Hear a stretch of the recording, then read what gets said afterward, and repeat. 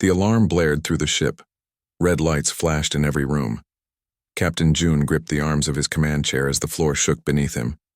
"Status report," he shouted over the noise. Lieutenant Deho's fingers flew across his control panel. "Sir, engine power at 28% and dropping. Life support systems failing. We have 4 hours of oxygen left." Captain June looked at the main screen. Stars blinked against the black void of space. His ship, the Garam, drifted slowly toward a small blue planet. "What's the nearest habitable world?" he asked. Chief Navigator Sumi checked her charts. "That would be Earth, Captain, but it's listed as a non-contact planet. Their space technology is only about 100 years old." Captain June knew what that meant. By the laws of the Stellar Federation, they were forbidden to make contact with developing worlds. Earth's humans were considered too primitive to join the galactic community, but with 12 crew members facing death, rules seemed less important than survival. "How far to Earth?" he asked. 2 hours at current speed," Sumi replied. Captain June stood up. His blue skin looked darker in the red emergency lights. The 2 small horns on his forehead, a mark of his species, seemed to glow slightly. "Set course for Earth. Send emergency signals on all frequencies." The crew exchanged worried glances. Engineer Tae-hyun spoke up from his station. "Captain, if we land on Earth, we'll be breaking Federation law. If we don't land, we'll be dead." Captain June replied simply, "I choose life over law today." As the Garam changed direction, Deho worked at the communications panel. "Broadcasting distress signals now, Captain." The blue planet grew larger on the screen. White clouds swirled across its surface. Vast oceans reflected the light from the system's yellow star. It looked peaceful. "No response to our signals," Deho reported after several minutes.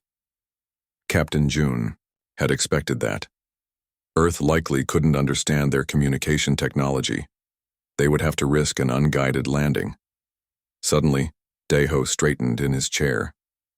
"Captain, I'm receiving a response. It's in our language." "That's impossible," Medical Officer Sumi said. "Earth shouldn't have translation capability." "Play the message," Captain June ordered. A calm female voice filled the bridge. "Damaged, vessel. This is Earth Station Korea. We have detected your approach and distress signals. We can guide you to a safe landing zone. Please respond if you understand this message." Stunned silence fell over the bridge. Captain June nodded to Deho, who opened a channel. "Earth Station, this is Captain June of the Stellar Federation vessel Garam. We have critical damage and request emergency landing permission." The response came quickly. "Captain June, this is Dr. Min-ji Han of Korea's Advanced Space Research Center. We have a secure facility in the mountains where you can land safely. Sending coordinates now." Sumi received the data and looked up in surprise. "The coordinates are perfect for our ship size, Captain. They've somehow scanned us." As the Garam entered Earth's atmosphere, the ship shuddered violently. Warning lights flashed across every control panel. "Hull temperature rising," Tae-hyun called out. "Shield integrity failing." Captain June watched as the blue sky gave way to clouds. Mountains came into view below them. "Follow the landing path exactly," Dr. Minji's voice instructed through the speakers.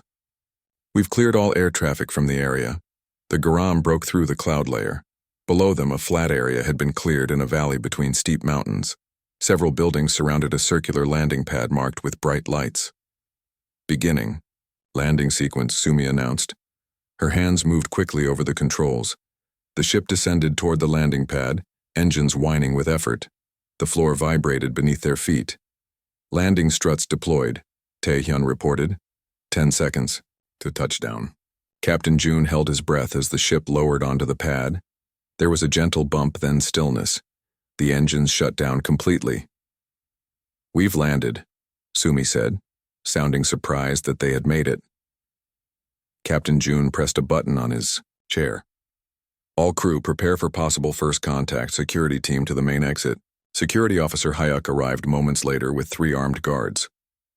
"Orders, Captain?" "Defensive positions only," Captain June said firmly. "These humans just saved our lives. We will show respect. Captain June, Sumi, Daeho, and Hyuk gathered at the ship's main door. Through the small window, they could see humans in protective suits gathering outside. "Atmosphere check?" Captain June asked. Sumi checked her scanner.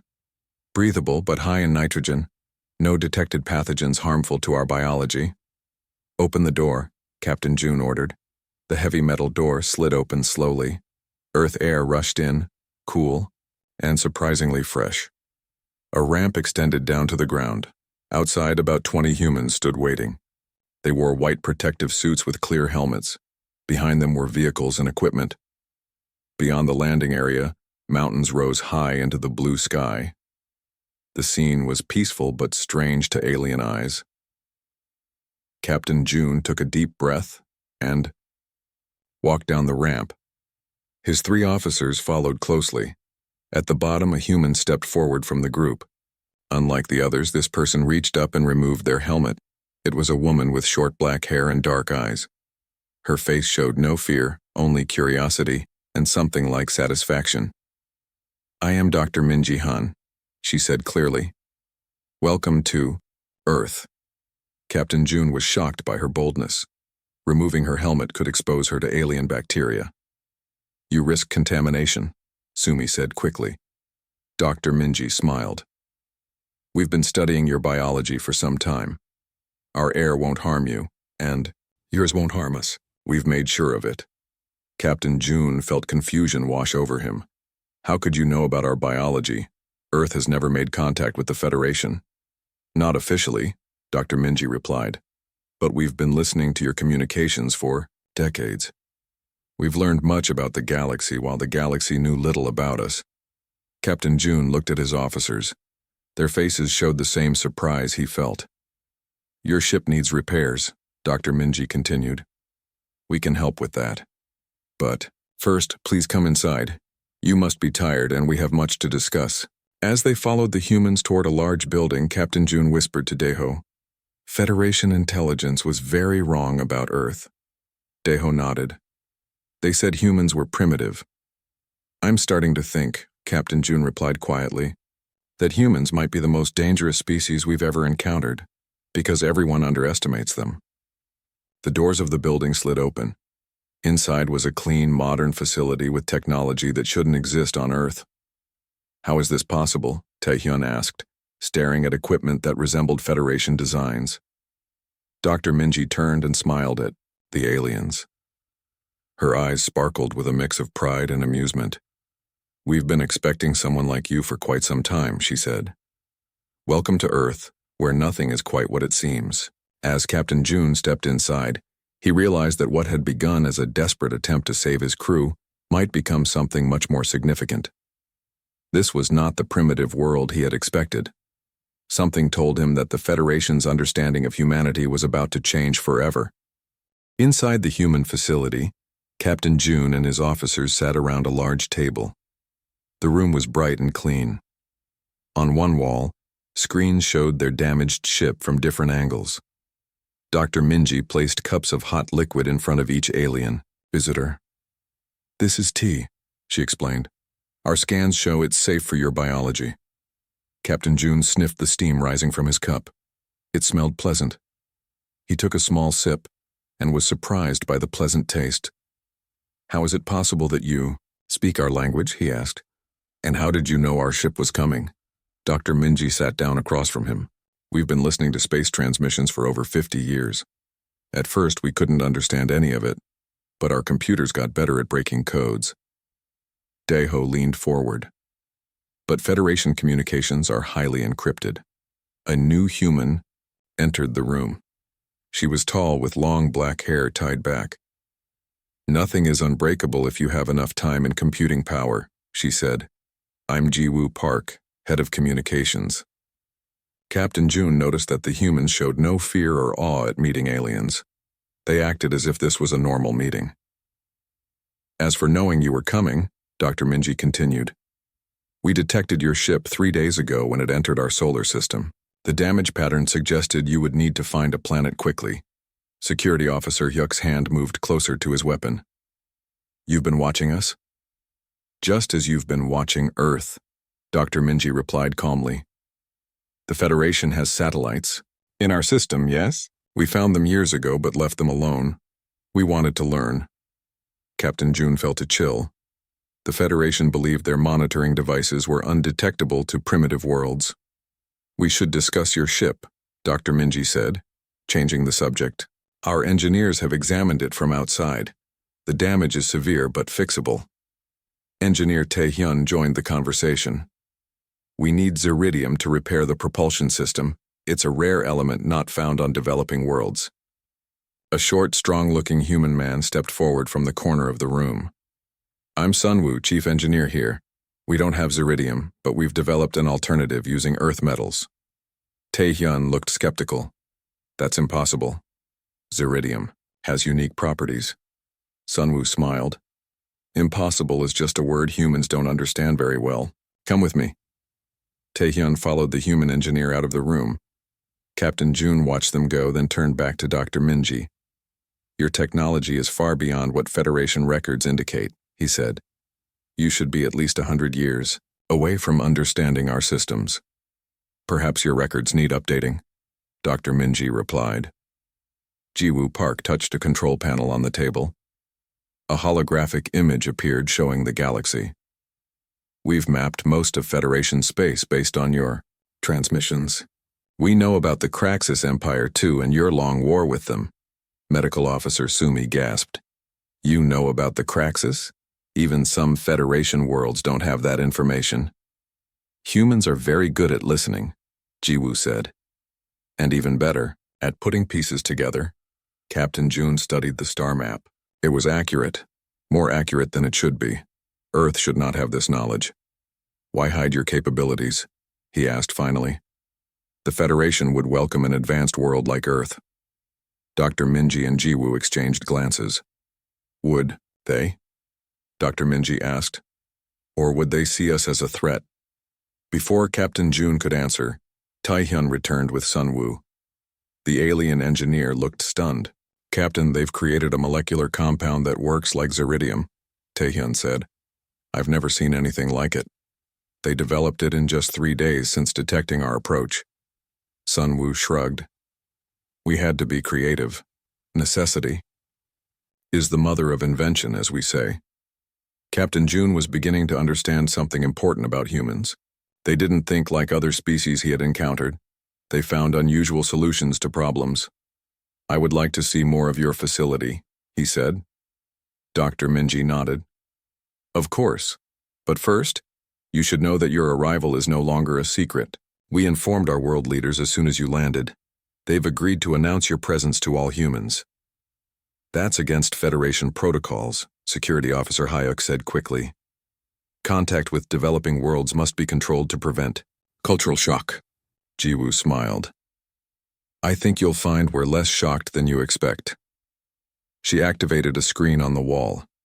It showed images from around the world, crowds of humans looking at the sky, news reports showing pictures of the Garam, and people gathering peacefully.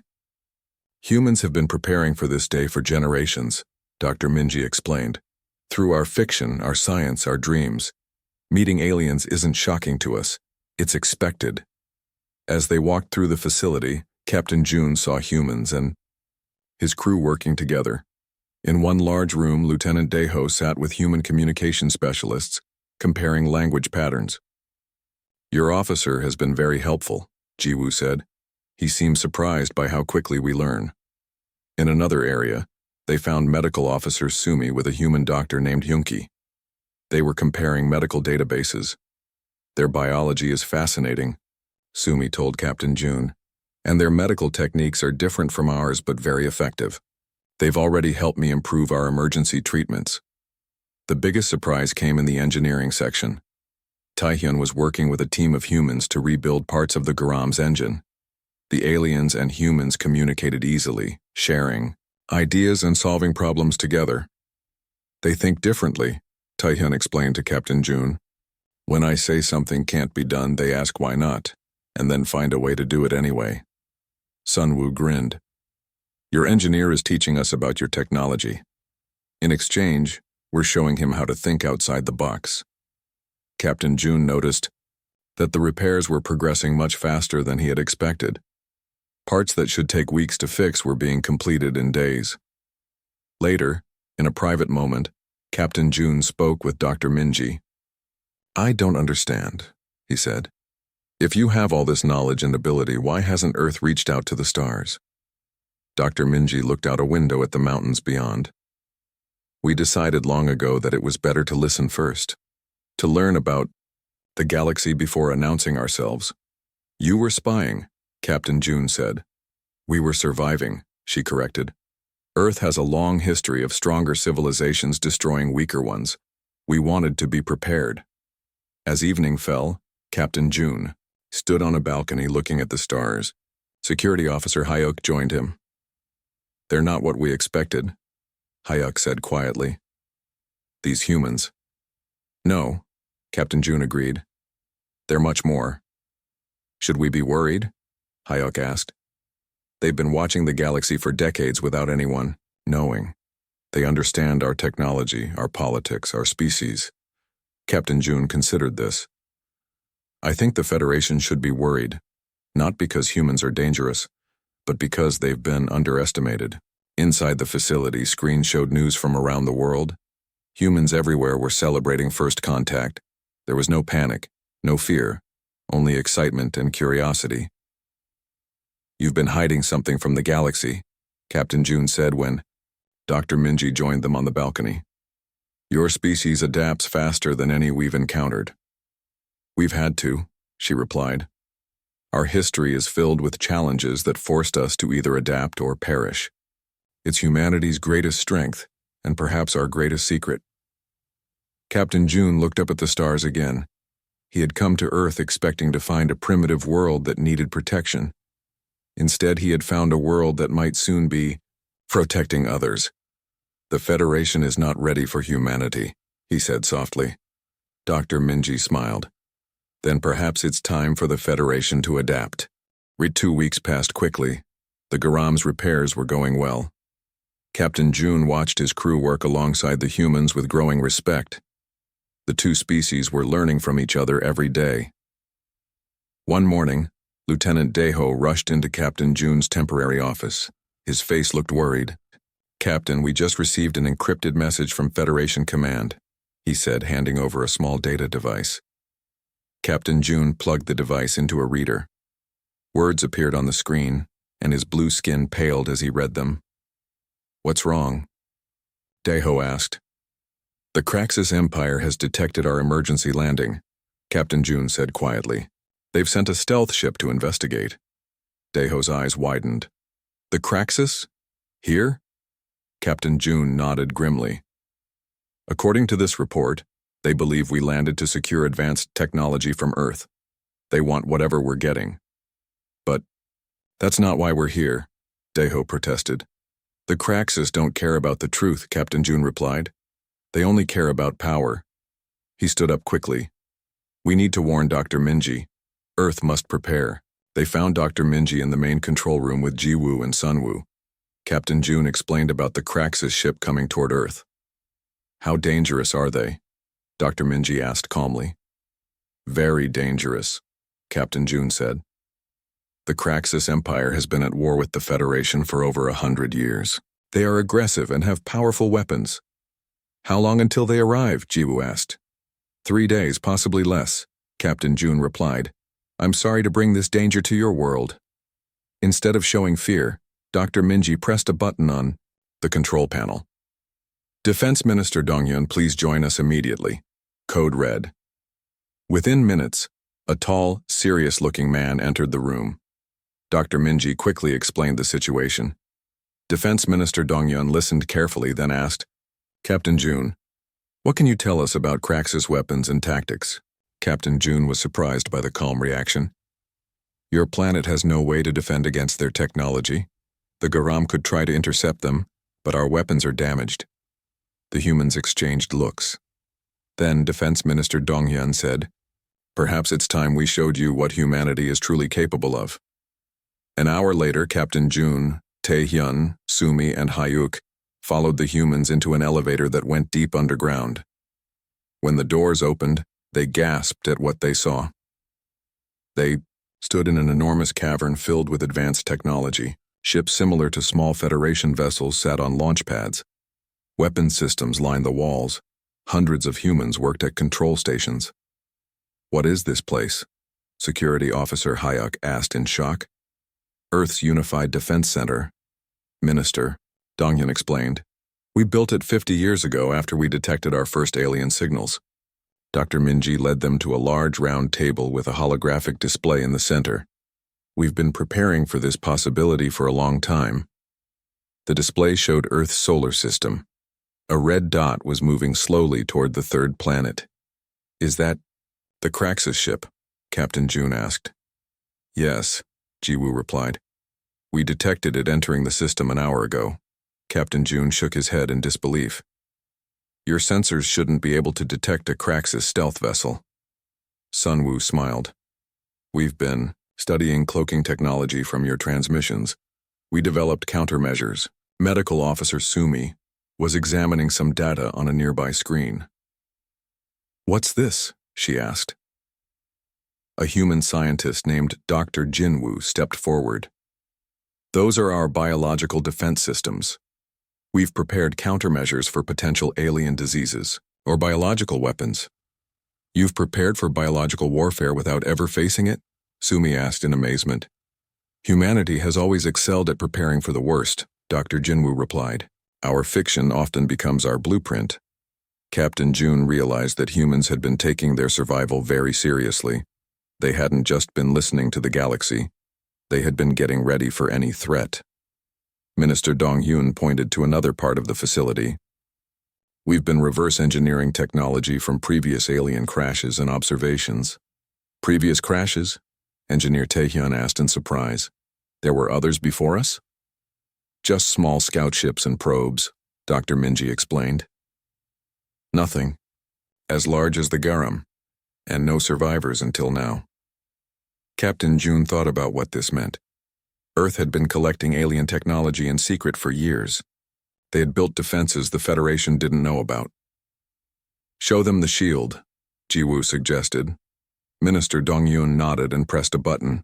The holographic display changed to show Earth surrounded by a faint blue field. "Our planetary shield system," he explained with pride. "It combines electromagnetics and gravitational lensing to hide Earth from sensors." Engineer Taehyun studied the design with wide eyes. "This shouldn't be possible. Federation scientists said this technology was only theoretical." "Theory becomes practice when survival depends on it," Sunwoo replied simply. "How did you achieve this?" Taehyun asked in disbelief. "By not knowing it couldn't be done," Dr. Minji answered with a smile. For the next 2 days, Captain June and his senior officers helped the humans prepare for the Kraxus arrival. They shared everything they knew about Kraxus ships, weapons, and tactics. The humans absorbed the information quickly and adapted their defenses. They worked day and night, making changes to their shield system and preparing their weapons. "Your people learn faster than any species I've ever seen," Captain June told Dr. Minji during a brief rest period. "When faced with extinction, every alternative is preferable," she replied. "We've faced many threats throughout our history. It taught us to adapt quickly." On the third day, alarms sounded throughout the facility. The Kraxus ship had entered Earth's orbit sooner than expected. "They've disabled 3 of our orbital satellites," Jiwoo reported from her station. "The shield isn't fully activated yet." Captain June watched the main screen with growing worry.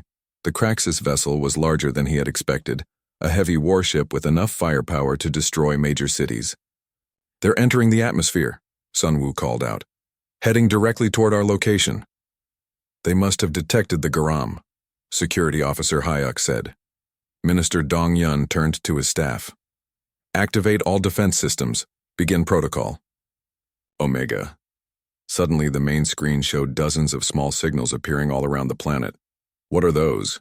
Captain June asked. "Decoys," Dr. Minji explained.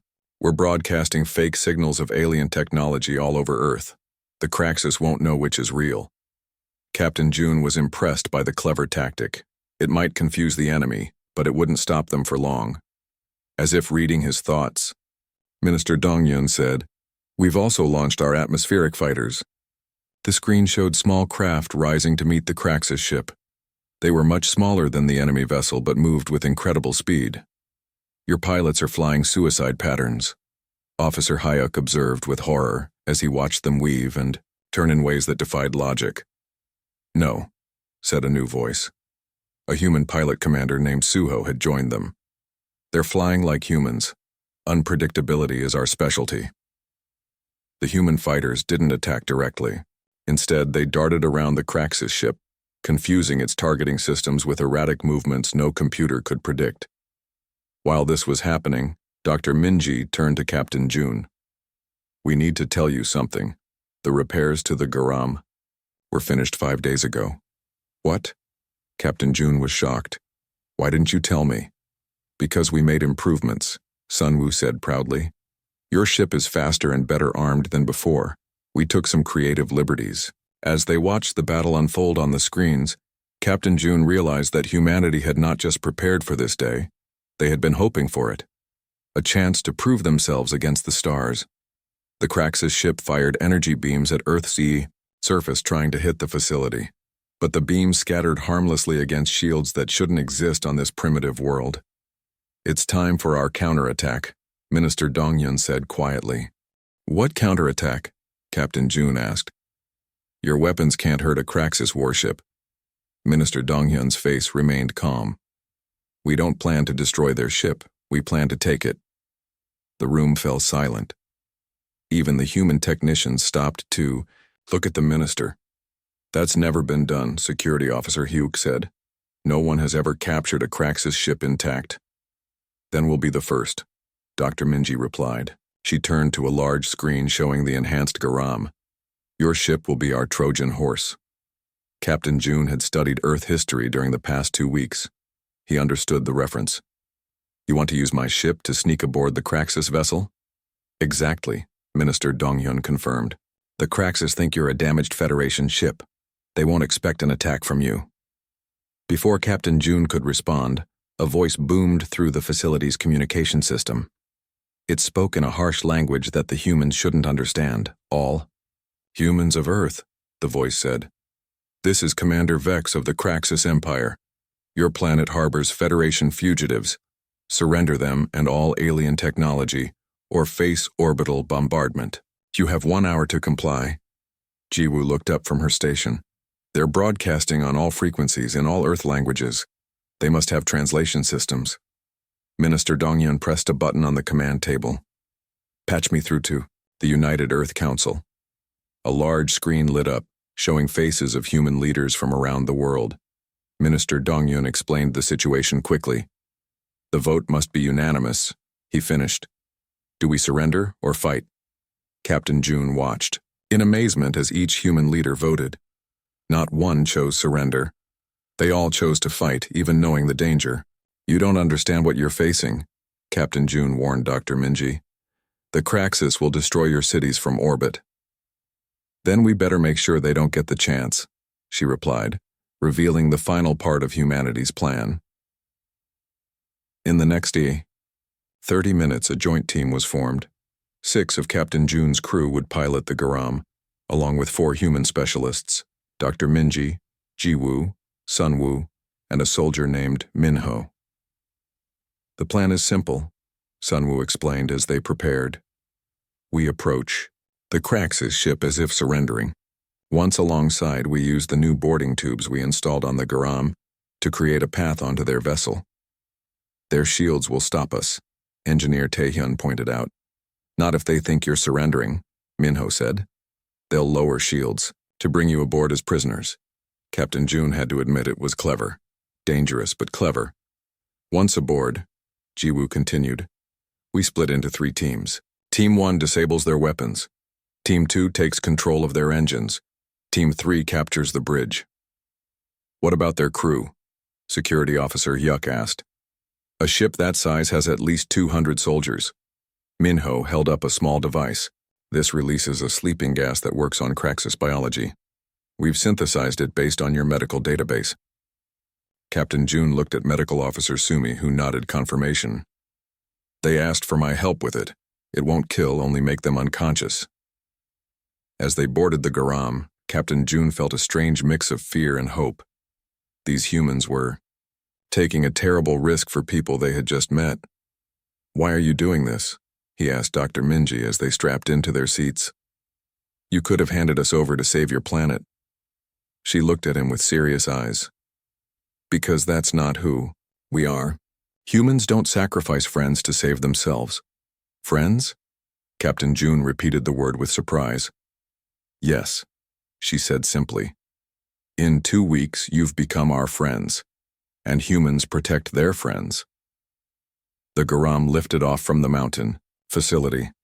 Its engines glowed brighter than before, enhanced by human ingenuity. The ship rose quickly through the clouds toward the waiting Kraxus vessel. Lieutenant Deho, at the communication station, opened a channel. "Kraxus warship, this is Federation vessel Garam. We surrender. Please allow us to dock." There was a tense moment of silence. Then a gruff voice responded, "Approach slowly. Any sudden moves and you will be destroyed." The Garam moved carefully toward the massive Kraxus ship. It was 5 times larger than the Federation vessel, covered in weapon turrets and armor plating. "Their shields are lowering," Taehyun reported. "They're opening a docking bay." Captain June took a deep breath. "Everyone remember your roles. Once we're inside, we have 10 minutes before they realize something is wrong." The Garam glided into the Kraxus docking bay. Large metal doors closed behind them. Through the viewports, they could see Kraxus soldiers in red armor forming lines, weapons ready. "Now!" Sunwoo shouted. Taehyun pressed a button. Hidden panels on the Garam's hull slid open. Boarding tubes shot out, attaching to 3 different doorways in the docking bay. At the same time, small devices dropped to the floor, releasing clouds of gas. The Kraxus soldiers began to collapse.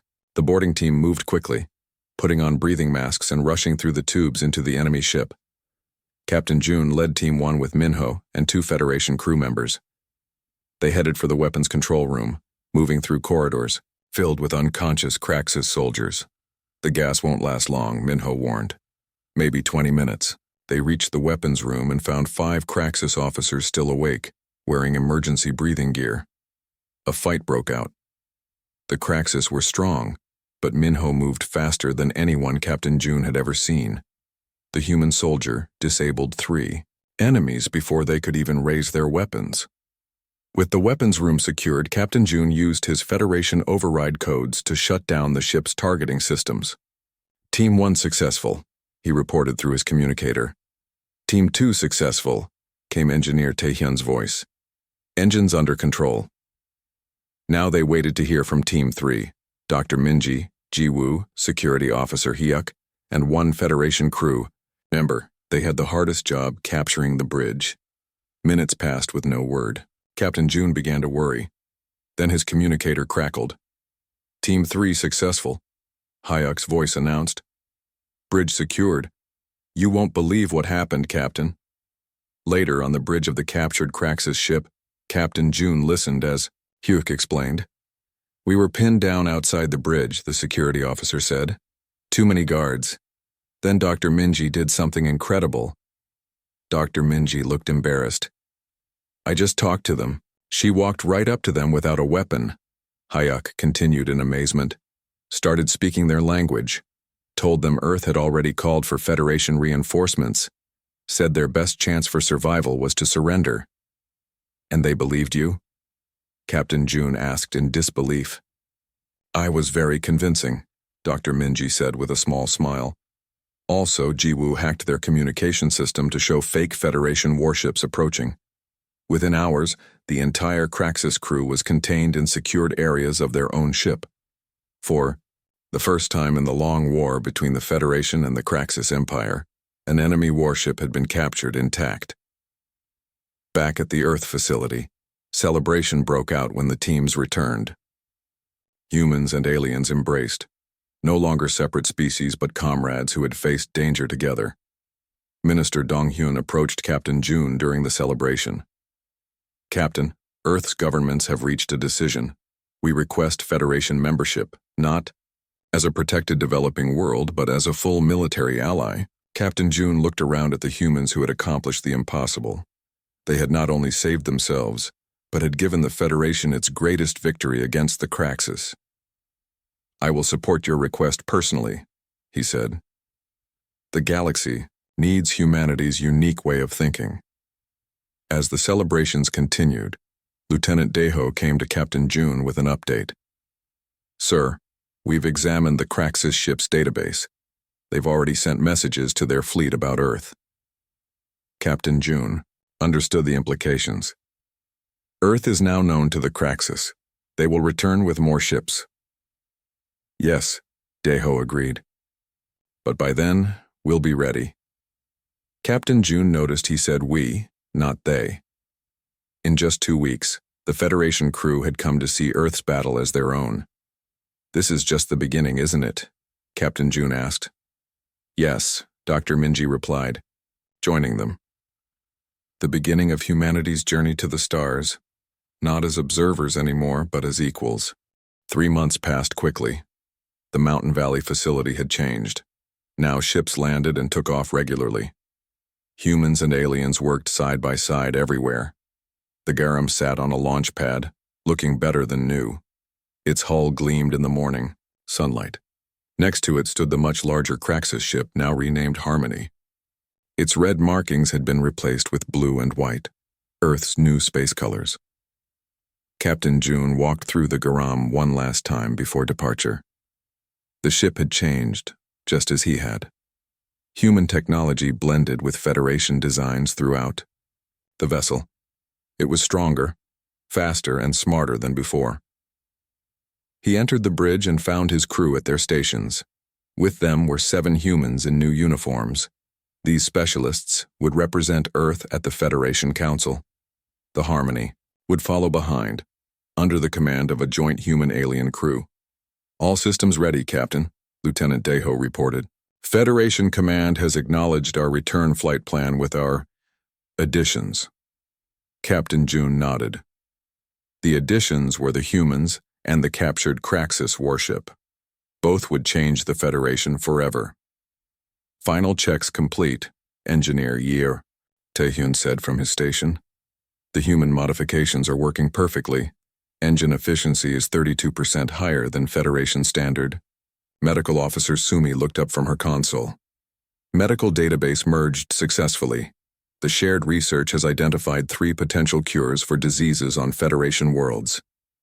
Captain June sat in his command chair, thinking about how much had changed. What began as an emergency landing had become the most important mission of his life. "Captain," Sumi said quietly, "you realize the Federation will never be the same after this, don't you?" "They're not taking their proper place in the galactic order, are they?" Captain June replied with a smile. "They're reshaping it." The door to the bridge opened. Dr. Minji entered wearing a formal blue uniform with a new symbol, a circle of stars around Earth's image. She was now Earth's first ambassador to the Federation. "Are we ready to depart?" she asked. "Almost, Captain," June replied. "We're waiting for the farewell ceremony." Outside the ship, humans gathered to watch the historic departure. On screens around the world, billions more watched and celebrated. Security Officer Hyuk joined them on the bridge. "The Harmony reports ready for departure. Commander Minho has the Craxus prisoners secure. The Craxus soldiers would be the first, proof to the Federation that humans could do what had been thought impossible." Engineer Taehyun approached Captain June before taking his station. "I've decided to accept Earth's invitation, Captain. I'll be returning after our Federation visit to help establish the technology exchange program." He wasn't the only one. 4 of the Garam's crew had asked to be stationed on Earth. They wanted to learn more from humans. "Their way of thinking is refreshing," Taehyun explained. "They don't see limitations the way we do." Captain June understood. During their 3 months on Earth, he had watched humans tackle problems that had stumped Federation scientists for decades. Their different perspective led to new solutions. A message came through from Earth's command center. "Ships Garum and Harmony, you are cleared for departure. Good luck and Godspeed." "What does Godspeed mean?" Lieutenant Deho asked. Ambassador Minji smiled. "It's an old human blessing. It means may God make you successful. The ship's engines powered up. Outside, human aircraft flew in formation around them as a sign of respect. The Garam lifted off first, rising smoothly through Earth's atmosphere. The Harmony followed, its massive form casting a shadow over the mountains below. As they broke free of Earth's gravity, Captain June looked back at the blue planet growing smaller on the view screen. "It's beautiful," Ambassador Minji said, standing beside him. "Yes," he agreed. And more important than anyone realized, the voyage to Federation space would take 2 weeks. During that time, the humans continued to surprise the aliens with their quick learning and endless questions. Jiwoo, now Earth's communication specialist, mastered 3 more Federation languages. Sunwoo improved the engine design again. The other human representatives absorbed everything they could about Federation culture and politics. "How do you learn so quickly?"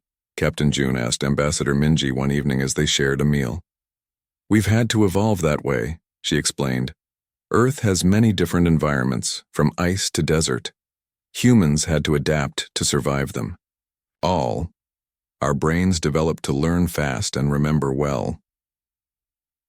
2 days before reaching Federation space, Captain June received an important message. The Craxus Empire had withdrawn ships from the border near Earth after learning about their captured warship. They feared what else humans might be capable of.